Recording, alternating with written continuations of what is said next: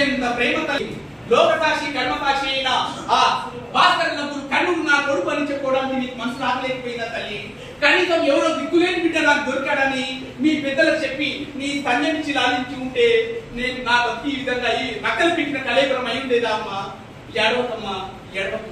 ఇప్పుడు ఏడ్చి మాత్రం ప్రయోజనం ఏముంది? జరిగిందేదో ఏనాడో జరిగిపోయింది. నిజానికి ఇవాళ నాకు ఎంతో ఆనందంగా ఉందమ్మా.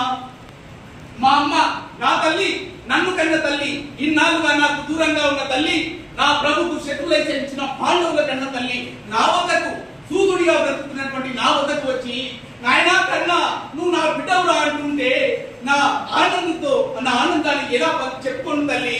నీ పలుకులు విని ఆనందంతో పొంగిపోతున్న నా చెవులు కన్నులు అన్న నామధేయాన్ని సాధన చేస్తున్నాయి.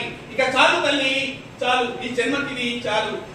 ఇక నా వంశాన్ని గాని నా ఉన్నత్యాన్ని గాని ఎవరు గుర్తించనక్కర్లేదు. సమస్త దార్శికమే కన్నా నువ్వు సూదుడు అన్నా నేనేమి బాధపడనమ్మా. ఏమిటమ్మా నవ్వులు చిందించాల్సిన సమయంలో విషాద ఛాయలేమిటమ్మా? ఏం వరం కావాలో కోరుకో తల్లి, కోరుకో.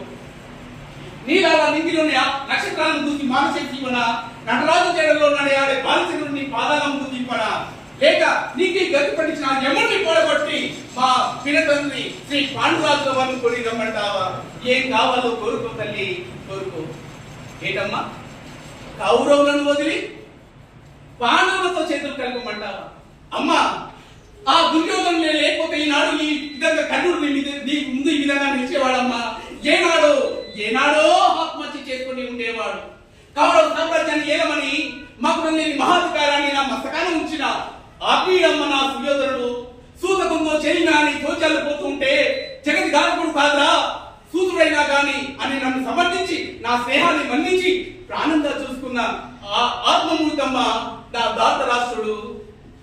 పాండవులతో సమరానికి సుయోధనునికి సైన్యం ఎంత అంటే ఇంత అని కర్ణుడే నా సైన్యం, నా బలం, నా ప్రాణం, నేనే కర్ణుడు, కర్ణుడే నేను అని చాటిన మహామానసుడమ్మ నా కౌరవాన్వయుడు.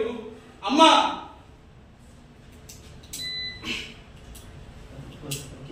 అమ్మా తన భార్య కొంగులాగిన నా తప్పిదాన్ని కూడా స్వీకరించి నా పక్షాన తన భార్యకు క్షమాపణ చెప్పుకున్నటువంటి కౌరవాన్వయుడమ్మ నా రారాజు. అటువంటి రారాజును విడిచి పాండవులతో చేయి కలపమని కావా? క్షమించమ్మా, నన్ను క్షమించు. నేను ఆ విధంగా చేయలేను. నా నెత్తురు అతనిచ్చినటువంటి పానీయం, నా కండలో అతనిచ్చినటువంటి ఆహారం, నా మేధస్సు అతని శ్రేయస్సు, ఈ ఒకటి తప్ప ఏం కావాలో కోరుకో తల్లి, కోరుకో. ఏంటమ్మా ఆచరణలో పాండవులను వధించరాదా? కుత్తుకని పోసి గోపిలను పాడమంటున్నావా తల్లి? ఆ ఒక్కటి తప్ప ఏదన్నా కోరుకో. ధర్మరాజు మాటిచ్చాను, నా కౌరవరాజుకు మాటిచ్చాను, మాట నిలబెట్టుకుంటాను. ధర్మరాజు పాపం శాస్త్రాలతో తప్ప శస్త్రాలతో పచ్చలేని వాడు, అతన్ని వధించాను. భీముడు అడ్డుపడి ఆహ్వానం చేస్తాడే కానీ అస్సాల సంగతి అసలే పట్టదు. అతనికి వచ్చిన ప్రమాదం ఏమీ లేదు. మాత్రేయులు వచ్చి రాని ప్రాయం, మా అసభ్యాసమంతా అయినా లేదు వారి ప్రాయం. వారిని వధించడం మాకే అవమానం. ఇక మిగిలింది అర్జునుడు అని హృత్వి బంజనుడు.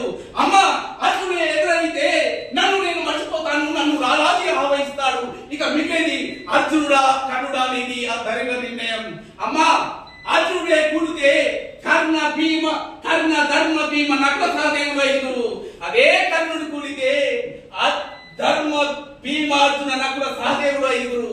ఆరుగురు బిడ్డల కన్నా తల్లి నీ కొడుకులు ఐదుగురే. సెలవు మాత, సెలవు.